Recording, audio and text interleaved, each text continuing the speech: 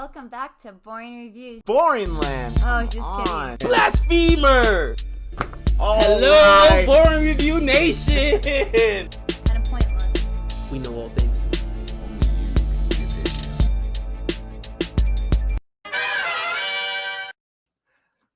All right, ladies and gentlemen, welcome back to Boring Reviews. Nick here.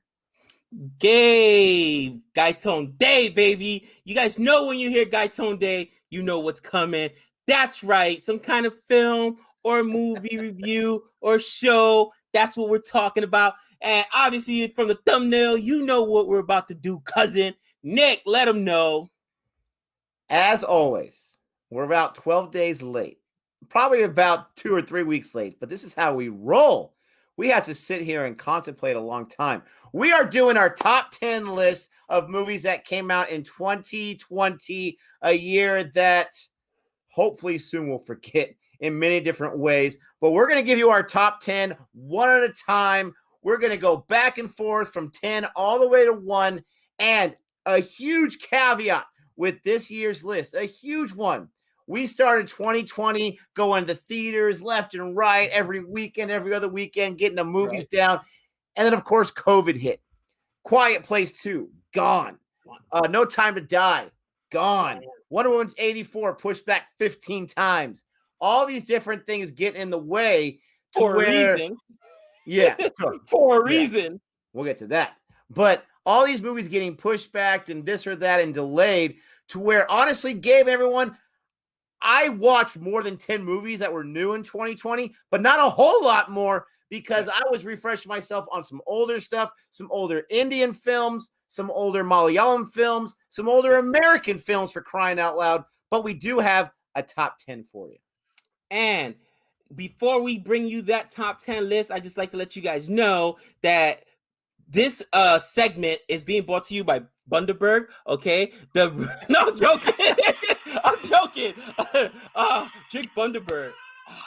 Nice and refreshing. Can you imagine? I am joking. Isn't that laugh perfect though? That laugh was perfect for the video. I'm joking. We are not sponsored by Bundaberg. However, as much pain as the Australian test team has brought me, they should at least send me a free case of Bundaberg. Steve Smith, you owe me that. Can I get some breakup Bundaberg? Just send it to me via mail or something. It is super refreshing. I've become addicted to these things. Super refreshing. And I will tell you, ladies and gentlemen, sometimes the sun shines on a dog's butt, right? Sometimes we get lucky. If you do send my man Gabe some Bundaberg, he prefers the diet. I'll take the regular ginger beer. But with all that being said, all the sponsors out of the way, we're going to get into this, Gabe. I don't know if you have any honorable mentions, but I have 2 of them. Do you have any honorable mentions for us here? So honorable mentions. I have actually one honorable mention I want to give you, and then a dishonorable mention I want to give you. Okay? Yeah, I got 2 of those. A film I was so excited for, and of course, it was trash. But my honorable mention. All right, no, jokes aside, my honorable mention is Bloodshot. And let me tell you, this movie could have been so much better. It was the first movie, by the way, that broke the mold and said, all right, COVID's happening, the world is different. I don't know when the movie theaters are opening up, so here you go, cousin. And they gave it to us straight through they gave it to us on demand, right? It was the first big one that you could release. Vin Diesel, I got that love-hate relationship with Vin Diesel. Can he act? Can't he act? I mean, this was actually a good film. Okay, again, they gave everything away. The trailer gave everything away. We just did a reaction to a trailer and Nick was like, well, I don't really know what the story would be or whatnot. But sometimes you don't want to know the whole story because if it's an important plot point, you give it away. You know what I mean? You play the movie. The trailer gave away the movie for Bloodshot and actually some of the coolest fight scenes in there. But you guys know I love me some comic books, and that's an honorable mention for you. For me, Nick, any honorable mentions for you? I got 2 of them, all right? And I'm going to tell you, I'm not super jazzed about my list, but I did put these in order from my best that were new that I saw. So honorable mention, came out around Christmas time, Jingle Jangle. It was a good film. It's on Netflix. Forrest Whitaker. You got some nice child actors in there to do a decent job. But I like the story and overall, and I like the commitment that Forrest Whitaker gave to that character. So if you haven't checked it out yet, or maybe you want to wait for next holiday season, check out Jingle Jangle. That was a good one. And then Murder Mystery with Adam Sandler and Jennifer Aniston, right? Those two have some great chemistry together. And, in a different universe, those two would probably never meet, right? But because they're big time actors, because of this or that, they have met. They've been in a few movies. This movie was a lot of fun. It was number one on Netflix for many, many weeks in a row.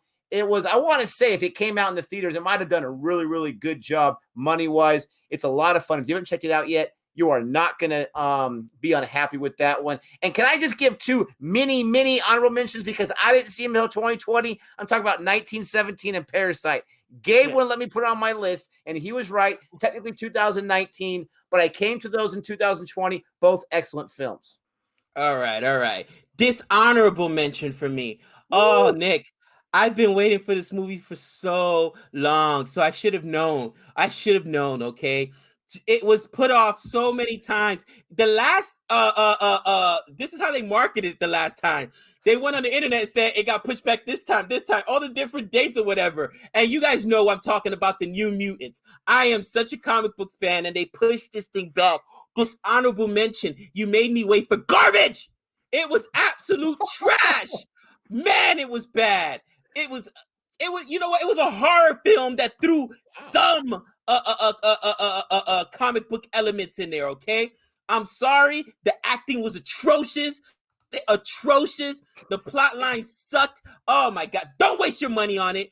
Do not waste your money. They had the nerve to try to have one of those movies where you had to pay for it. That should have been something that Disney Plus should have just dropped and given you for free, cousin. Because come on. How dare you, Disney Plus? How dare you make me pay for that?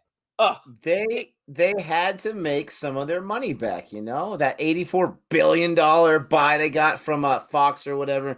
All right, so I have two small dishonorable mentions, just two small ones. I didn't hate him as much as Gabe hated New Mutants, but I was just very disappointed with Wonder Woman 84 and with Mulan. I waited until it was free on Disney Plus, and man, I'm so glad I did, Gabe. I'm so glad I did. Now, I will say, my family really enjoyed it. My wife really enjoyed it, and I know a lot of people that did really enjoy it. I like the original cartoon a lot, the animated film. I did not like this at all. The lead actress is absolutely stunning and beautiful, and she does a great job in the role. Donnie Yen, great job in his role, but there's just so much more it could have been. I did like the ending, though. I will say that I liked the ending. I thought it stuck the landing pretty decently. All right, here it is. 7 minutes in. Let's get to our top 10. Number 10, Gabe, I will let you go first. Well, number 10, I will say the hate's gone too far, people. Okay. Wonder Woman 1984. Wow! In this year of it being so bad, for Nick to leave it off. Blasphemer! Hit me with that line. Hit me with my own line. Okay, listen, I agree. It was just like New Mutants where they made us wait so long for this film. And you know who's really reeling right now? Disney. And let me tell you why. Because if Black Widow is as bad as I think it's going to be, and you made us wait this long for Disney, then shame on you, all right? But they kept pushing this thing back, and for good reason. It wasn't a blockbuster.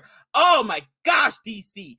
But, bro, Pedro Pascal, I love this guy. He is his acting saved that film. I told you, when I did my review, guys, I said he carried this film as far as people say, oh, he's way too over the top. That's what he was supposed to be. He was great in this film. I actually was down on Gal Gadot. Like, man, her acting's a little shaky. Chris Pine was better than she was, but I'm a comic book guy. How am I not going to put a Wonder Woman movie here? It's still a DC movie. Some people did say it is the worst DCEU movie to come out. Wait a minute. The worst DCEU movie that came out? All right, that's a little extreme. Have you seen Harley Quinn and I don't know that long title because they changed it just to make a point? Birds of Prey and the Fantabulism, whatever. I don't know what that. Really, this is the worst one? Stop it! Oh my gosh, Nick, what's your number 10 film? Your number 10 so angry. All right. My number 10. Now, I've been married almost as long as Gabe has been, 13 years now. My wife has softened my heart. And this film might be surprise a lot of people. I'm going to put Enola Holmes at number 10. This is a Netflix property. I think like half my list is Netflix properties. And Enola Holmes stars are, I can't even think of her name right now, Millie Bobby Brown. Is that how you say her name? I'm not even sure how to say the full name. She plays 11 on Stranger Things. She does a fantastic job. And Gabe, Henry Cavill's in this film too. He does a fantastic job. This film is, she's the sister of Sherlock Holmes, and she goes on her little investigation and trying to solve a mystery. And Netflix did a really good job. Millie Bobby Brown, I'm pretty sure that's her name. She did a really good job. You can tell how much research we do for these videos, ladies and gentlemen. That's what I have for number 10. Oh, I love it. And I wouldn't have it any other way. All right. Nope. At number nine, funny enough, this is the film that I was like, okay, I'm watching and I'm like, am I going to put it in here? But because of quarantine, normally I wouldn't have a cartoon on here. But I got to say, it was absolutely great. And it's Onward. Disney's Onward to me was the best animated film that was released this year. I loved Onward. A great original story. A lot of fun, and I'm glad that they gave it to us for free, unlike Trolls World Tour. How dare you charge me for that garbage? You know what I'm saying? And you know I paid for it. I got kids, so I had to pay for it. You know what I mean, dude? Listen, Trolls World Tour was nothing more than just a rock video, a nostalgia of all different types of genre of music. But half that movie, I don't know how they made any money because they had to pay for all different kinds to use music from all different artists. It's so many songs there in Trolls World Tour. I was like, man, that's half this movie. Oh, come on. But anyway, Onward was an original story. I really, really enjoyed it. It's my only cartoon on there for the year. And you know what? During quarantine, you got to find something to do with the kids. So that's my number 9 film. Nick, your number 9 film, my friend. Now, before I get to number 9, it makes me think, how much money did we save not going? Because me and Gabe, we take our family to the movies at least once or twice a month. Popcorn, drinks, concessions, the works. I saved quite a bit of change. That's probably why I was able to afford Christmas this year. Who knows? Bro, you moved into the palace. You know what I mean? When you go into Nick's neighborhood, you got to get scanned, retina scan, Edna Moles. You know what I mean? There's like dogs running around the perimeter or whatever. I heard he's put into the pool in the back. Just saying. No, I wish the kids would go nuts for that. No. All right. Number 9, I have another film. Thanks to my wife for softening my heart. I actually enjoyed this movie more than she did. I'm talking about the adaptation of Emma. It's a Jane Austen story. They made it into a film for like the 13th time. Jody loves this story. She did not like the movie. I loved it leaving the movie theater, right? I have no idea. She's totally messed me up. But this stars Anya Taylor-Joy, who's known for movies like Split and Glass, and she's in that new she's in New Mutants. She's in New Mutants. She's in everything. She's in everything. Queen's Gambit. She's on that in Netflix too. She does a fantastic job. I knew the story going in because I've seen these adaptations with Jody before. Really, really good job. One of my biggest guilty pleasures as a man is Downton Abbey. Love that show. So I've gotten used to the British banter. Really, really liked Emma. If you want a date night film and you don't want to suffer through one, I don't think you can do too wrong with the film Emma. Number 8. Number eight for me, guys. This is my first Netflix property, I think, and Netflix has some great films drop in 2020, or at least we're in quarantine, so we're like, okay, that ain't bad, and it's free, you know what I mean? Whatever. It's one of the two. But The Old Guard, also a comic book property. All right, the return of is it Charlize Theron? I can never say her name. Good question. Something like that. All right, but. Again, great film. I think that it was a great idea. The premises, if you haven't seen it, I do not want to ruin it for you guys. Check it out. It's free, still on Netflix. A lot of action, you know, and for her return, mind you, Charlize Theron, she won an Oscar, all right, for, was it Monster she won it for? She can act. Sure. And at her age, man, she's still super hot. Just saying. All right, number 8 for me. You already mentioned it. It's Onward, like you said. It's a very original animated film. COVID, I'm trying to think. Onward actually, I think may have come out in 2019. It got pushed back. I'm not exactly sure when it came out, but I think it was 2020. And this film, very, very original, a whole lot of fun. The ending comes at you in kind of a surprise. You were expecting a different type of ending, and this ending came, and it was a really, really good ending. You know what? If I had to replace it with something, I would probably say something like Soul, another Pixar film, but I didn't see it until 2021, so that's why it's not in here. That's also a great film. Pixar always does a great job. You got Chris Pratt and you got my man, what's his name? Tom Holland. Tom Holland, thank you very much. They have great chemistry, obviously. They do a great job in this. Chris Pratt's character is hilarious. Absolutely love it. And you guys got to check it out if you haven't done so yet. Number 7. Number 7. Number 7 for me was actually, it was a toss-up between two films. So I had to go with Sonic, okay? Sonic it was one of the films that I actually got to see at the movie theaters before they shut down the movie theaters. And my kids absolutely loved it, all right?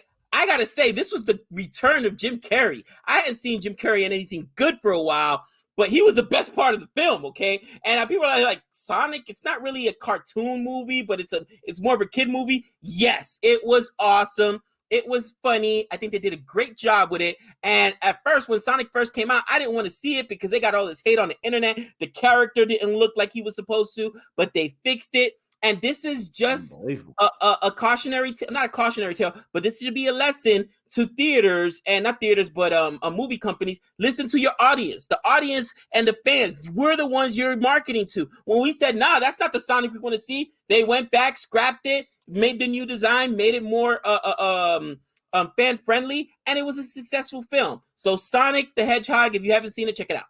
Nick, your number 7. My number 7 is also Sonic the Hedgehog. This was a film that it came out in February last year. I remember that. And like you said, it was just a whole lot of fun for everyone in the family, my entire family. We all loved it. We loved watching it. Sonic was a great video game on Sega Genesis growing up. But you wonder, and it's still a great game, but you wonder how they're going to make a movie out of that. There was a TV show that was voiced by Jaleel White, who played Urkel in Family Matters. TV show's horrible, in my opinion, but my kids like it.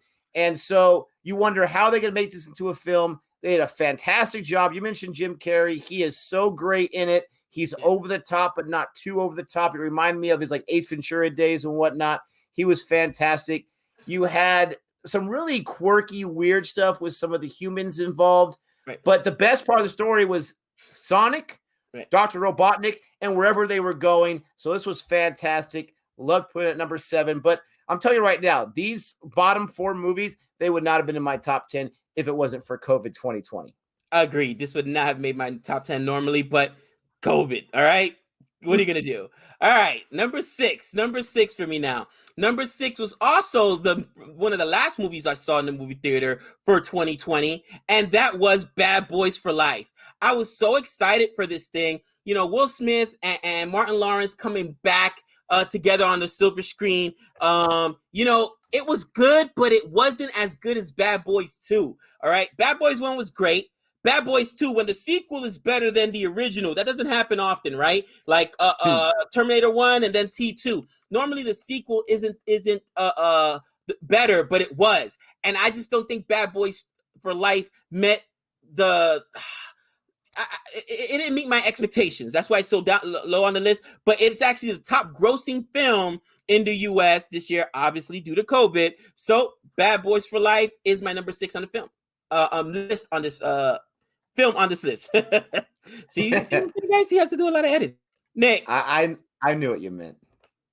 All right. So my number 6 is a film that was a lot of fun to hear about when we did our trailer reaction for it, because our channel, like this was the film that meshed together the worlds of our channel, where we have Hollywood reviews and we have Indian reviews. And yes, our Indian reviews are way more popular than our Hollywood reviews, but we love doing both. And I'm talking about the movie Extraction. Extraction stars Chris Hemsworth. It's produced by the Russo brothers, right? Directed by Sam Hargrave. But it also has some amazing Indian actors that me and Gabe know very, very well as far as watching their films. What about Pankaj Tripathi? This guy's in everything, for crying out loud. You're talking about Randeep Hooda and so many others. You even got David Harbour in this film. And this film is just a whole lot of fun. Chris Hemsworth's character is someone you can get behind on his journey when he's trying to get, some restitution for past mistakes. It's got amazing action, absolutely amazing action. I mean, that scene when he's in that room with those bad guys and they're going back and forth to that beat up place is so much fun.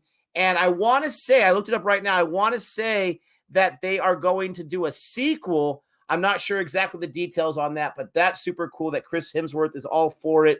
If you haven't seen Extraction yet, you guys have got to check it out. I'm sure it's probably still on Netflix. Oh, absolutely. And I will say it is the best film on Netflix.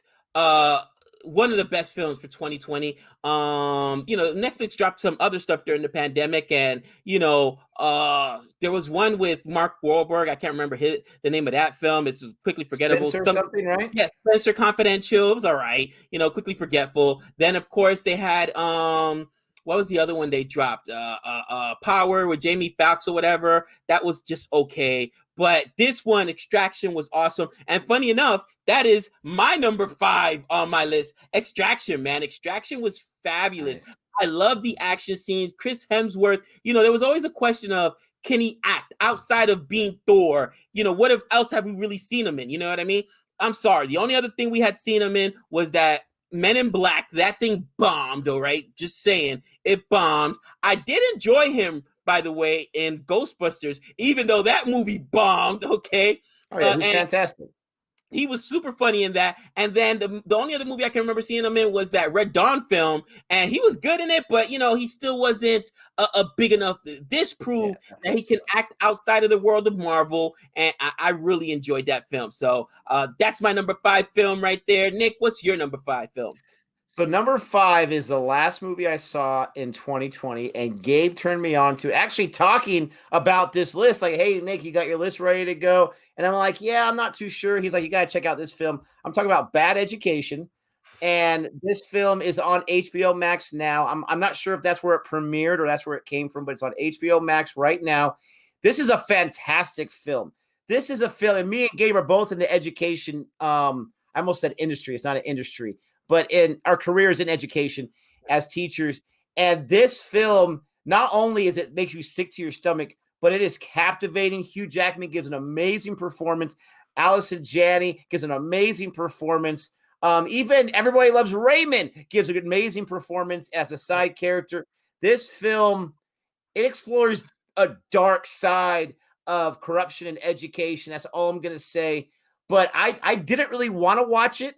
He told me to, so I thought I'd give it a few minutes. I couldn't stop watching it. I watched it all in that one sitting. Absolutely fantastic. I'm telling you guys, my top 5 for me, even though 2020 was not my favorite year in films, my top 5 is very competitive. And me putting that at 5, my other ones are going to be really good because that's a really good film. Absolutely, absolutely. I agree with you wholeheartedly, 100%. And I had to put you onto that film. Again, it was a powerful film. For me, all right, now we're getting into the, elite territory, okay, with the top 4, all right? The Trial of the Chicago 7. That's my number 4 movie, okay? First and foremost, because of everything going on here in the States, I thought it was really important, Nick, for this film to be made, okay? This is something that happened with all the social protests we had during the lockdowns, during COVID, the social unrest during the summer. This takes us back to a time where there was also social unrest. And, man, again, I'm not a big fan of Sacha Baron Cohen. I can never pronounce his name, but he plays Andy Hoffman, and he is absolutely amazing, bro. Amazing. He steals this movie. Absolutely. You got Eddie Redmayne. I can never pronounce his name. He plays Tom Hayden. If you have not seen The Trial of the Chicago 7, you're doing yourself a disservice, especially if you live here in the States. It really puts some context to all the social unrest we've seen this year, especially, just recently what we saw happen in Washington, and see how this is something that has been ingrained when I'm talking about social unrest and protests in our culture here in America for a very long time. Trial of Chicago 7, really, really good film, powerful film, and you've got to check it out. Netflix property. Netflix was on fire 2020. I just got to say, Nick, absolutely. What is your number 4 film? No, you're exactly right about Netflix, because they took advantage of a very bad, not in a bad way. They've been around for a long time. They didn't know COVID was going to happen. But when COVID happened, they had all these movies lined up. And I feel like they're one of the few shining stars of 2020, where everything else just went to crap. Number 4, This is one of the last films I saw in the theater, unfortunately, back in January, not knowing what was going to happen here or there. And I'm talking about an amazing film called Just Mercy. We got Michael B. Jordan, we got Jamie Foxx, and this is the story, a true life story about how Michael B. Jordan is a young lawyer from Harvard. That's right, Harvard of all places. And the reason I say that is because he decides to be a defense attorney, but like what's that word? I can't think of the word. Pro bono. Yeah, pro bono, appointed by the state, right? Not a lot of money into that. And this guy's Harvard educated because he figures out what his passion is, and that is all of these where men. You have most of the clients. The first one, Jamie Foxx, being a black man who is wrongfully accused of murder of a serious crime where he's on death row, and he defends him. I don't want to give anything away in the film. It's been on Amazon for a long time. See if it's still on, if you checked it out. This movie's got amazing acting, an amazing story. You also have Captain Marvel herself, Brie Larson, who does a really, really good job in this film as well. This movie is fantastic. It's right down my alley. I love when justice is served. I watch so many court shows and this and that, and it's all about justice being served, and a lot of respect for the real-life lawyer that Michael B. Jordan plays in this film. Absolutely, absolutely. Great film. Just didn't make my top 10, but great film. So now we are in revered territory. Top 3, all right? And these top 3, I gotta say, were not just the best film of 2020, but they're films that could compete literally in any year, okay? It would compete for that top 10. And let me say real quick, I have no idea what Gabe's top 3 is, so I'm excited to find out what he's gonna say. Top 3. Number 3 for me is another Netflix property, baby. Ludo. Ludo was so much fun. It was so creative. It took me back to early Quentin Tarantino days, okay? With all the different storylines intertwined. It was such creative filmmaking. I was so excited when I saw this film, Indian film. And man, my man Pankaj Tripathi in it. Bro, the guy's a national treasure. The guy's a national treasure. He can play any role. You know what I mean? I'm telling you, he's amazing. One of my favorite Indian actors. I mean, he's up there, in my opinion, with the Amir Khans of the world, the SRK. This guy is a chameleon. He can play any role. And again, I can't even tell you the storyline. It is Pulp Fiction. It's literally 4 or 5 different storylines all intertwined in there. And you're like, what is going on? But you figure out how they meet together. And even the subject matter, it's so funny because they make it so relevant today with the X-rated tapes that get out or whatever. Like, oh, dude, this movie is hilarious. Savannah was sitting there watching it with me laughing, dude. It's great fun. Check it out. If you have not seen Ludo, you got to check out Ludo. Ludo is life. Life is Ludo on Netflix. Nick, your number 3 film, my friend. I mean, you stole it, man. My number 3 is Ludo as well. Like you said, an Indian film. If we have anyone watch this that has never seen an Indian film like we were a few years ago, you've got to check this out. All you've got to pay for this is just reading the subtitles. That's it. This is directed and written by Anurag Basu. I don't know the name, but now I do. I didn't know it before. The dialogue written by Samrat Chakraborty, and these guys get a whole lot of credit because this film, like Gabe said, is just not only is the dialogue fantastic and reminiscent of the story of Tarantino, especially some earlier films, but it's just like there's no slow moments in this film, and it's not high speed for high speed's sake. The characters, you love absolutely all of them in different ways. Rajkumar Rao, in my opinion, is my favorite. His character is my favorite character in the movie, and it's interesting because we have a review of this on this channel, and I've had some comments like, "How dare you like Rajkumar Rao more than someone else?" I mean, this movie has some passionate fans already. It definitely deserves to be higher than 3. I just got 2 that I liked a little bit more. That's my number 3. Number 2 for me. You already touched on it, but Bad Education, man. Bad Education was so powerful because it really, as educators, we understand the pressures that are out there, okay? And not just the pressures, but what some administrators will go to and people above them, you know what I mean? Unfortunately, the fact that there's dollar bills basically attached to test scores, anytime you put something of monetary value on something as arbitrary as test scores, you know what I'm saying, dude? That you're gonna tempt some people to cheat. And this really happened. And funny enough, I grew up in New York. I remember this wasn't, go look it up online. You know how many testing scandals there were when I grew up in the 80s? And there was one school that was literally, Nick, giving the kids the real test as the practice test, and the teachers were doing it along with the students. That's what they were doing. It's crazy. And I remember this happening and people getting busted on the news, and I didn't realize it was serious, Nick, until I started seeing people go to jail. Like, somebody's in handcuffs for stealing test scores, you know what I mean? But because of the amount of money that's associated with these things. And this is real life, guys. This thing happens. It's a powerful movie. Check out Bad Education on HBO Max, like Nick said. If you haven't seen it yet, that is my number 2 film. Nick, I'm excited to hear. What's your number 2 film? So I have made the biggest blunder of all time, and I can't even think of an editing way to fix this. So I am going to go ahead and just say it right now, because I was just looking up the director for my number 2 film, and I'll get to that in a second.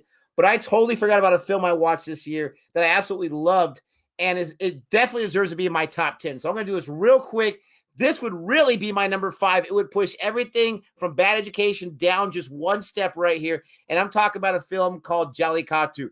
Jallikattu is actually going to be the Indian entry to the Academy Awards. I totally forgot I saw it this year. Definitely deserves to be my number 5 film. I like the other 4 better than that. It's a film that I left really confused about some things, but it's a powerful piece of cinematography. Lijo Jose does a great job. Jose does a great job as a director, and I'm excited to see if it actually gets an official nomination for Best Foreign Language Film. Jallikattu, I have to put you there as like my 2B, all right? But it's really my number 5 movie. All right, my number 2. Talking about Malayalam films, I have See You Soon at number 2. It was almost my number 1, and I'll explain for my number 1 why that one beat this one out. See You Soon was a film that we reacted to, and then we watched like 2 days later. It's on Amazon Prime right now. This film was made during COVID in just a short amount of time, directed by Mahesh Nayaranan, produced by Fahad Fazil, who plays as a role in this film. This film is, in my opinion, so well made. And it's all done. Again, these films that are made just like on iPhones and whatnot, it's so well done without having an official $1 million camera, story written last minute about this guy trying to figure out this girl he's fallen in love with, what her past is and whatnot. It is raw. It is extremely entertaining. It is gut-wrenching at times. This movie makes you feel all different emotions. It makes you root for the main character. And I just absolutely loved it so much. It was almost number 1. If you have not seen See You Soon, you're missing out big time. Wow, and we saw See You Soon together. Well, not together, but you know, we reviewed it together. Reviewed it, yeah. And I liked it. But I think for me, I had already seen the story told through the laptop with searching. Even though See You Soon is better, but you know what? Good film, definitely. It should have probably made my honorable mentions. All right, number one, guys. And I think we have the same one. We gotta have the number one. Number 1 film. I'm pretty sure it's the same one. If you left this off your list, you're crazy. So let's do it at the same time. All right. Okay. All right. 3, 2, 1. Tenet. Oh man, I was gonna say if you left that off your list, you're crazy. Tenet was absolutely amazing. I will say I went to go see it at the movie theater, COVID and all, like 3 times, man. Nick went to go see it, and Nick was like, "Bro, you got to watch it in IMAX." I had to convince him. You got to see it. So I went to go see it. I forgot who were my brothers in them, and then I was like, "Man, this movie's so good!" But you can't just watch it one time, especially if you watch it in the movie theater. There's so much going on and so much sound. It was overwhelming the senses. Again, I saw it 3 times in the movie theater. I purchased the movie. I love this movie so much that I started annoying my brothers and giving them a phone call. And I would just randomly, for no reason, give them a call and be like, "We live in a Twilight world." And if they didn't answer, and there are no friends that does, I'd be like, "Bro, you just got us killed. All right, you're a secret agent. What are you doing? I did it to Nick. I was like, "Bro, you just got us killed." And I got us killed. I did. I got us killed. This movie, John David Washington. I first came on for me, John David Washington. the first time I had heard about him really was Black Klansman. I had watched him on an HBO show called Bowlers, but man, this guy has come into his own. And it's so funny because I respect this guy so much because he's a former football player, right? He played for the Los Angeles Rams, but most people didn't know he was Denzel Washington's son. He didn't want people to know he was Denzel Washington's son. He wanted to make it on his own, and he did make his name on his own. This guy is super talented. You have to check out Twilight. In my opinion, it is one of Christopher Nolan's top three. All right, right up there with Inception and The Dark Knight Rises. I mean, this movie is amazing. You got to watch it multiple times because I'm telling you, even the pros, the experts that came out of the movie theaters were like, "What did I just watch?" Like, this thing is so ahead of its time. It's Nick, I don't want to steal all the lines of this movie. That's why I said, because I'm pretty sure it's also a movie that you had as your number one. What are your thoughts on Tenet? So Tenet is a film that is made by Christopher Nolan, my favorite film director. But I did not like Dunkirk. So for me, this was like a return to his old form. This is a psychological film in a huge way, right? This is not really a huge emotional film, but it definitely is very intense at certain parts, especially with the Kenneth Branagh character and his wife in the film. This is a film that, you know, if you blink, you're going to miss something. And you got to be very careful. You got to pay attention. This is a film that brought us an amazing performance that we actually got to see by Robert Pattinson, right? He's in a lot of indie films that we have not seen. And this, he was fantastic in. I love everything about his character. But for me, the biggest plus about this film, not just the writing, not just is the sound. The sound is a huge part of this movie. That's why I told Gabe, you've got to watch it at IMAX. You've got to experience. And yes, sometimes it's like ear-splitting sound, but you just immerse yourself in it. You love every minute of it. There was parts I did not understand what's going on, which is why I probably should have watched it many, many more times. And there's parts where the dialogue, you can't understand what they're saying. That kind of annoyed me at times, but I just accepted it. But it's the experience in IMAX. I'm so glad Christopher Nolan kept pushing it, lost hundreds of millions of dollars, but kept pushing it, put it out in the theaters. We've got to do it, this experience. It is fantastic, and that's why it's above any other film on my list, because of that theater experience, because of how well it's made. Christopher Nolan, he is so good at making sound and making visual effects and making sound effects and sound editing, all that kind of stuff, making that a part of the movie experience and not just an extra thing, but actually part as like almost a character. Man, it's so good. And I still don't understand half of it. I'm telling you, man, this movie's amazing. Again, at this point, I've seen it probably 7 times. I saw it in the movie theaters 3 or 4 times, and I own it. And since I bought it, I've watched it 3 times. I will tell you this. You know, I'm glad you mentioned Robert Pattinson, because before I even said the Twilight guy, that's Batman, and Nick had to talk me off the ledge. I saw him in Lighthouse. I was, wow, okay. My anxiety was feared after seeing Tenet. Zero.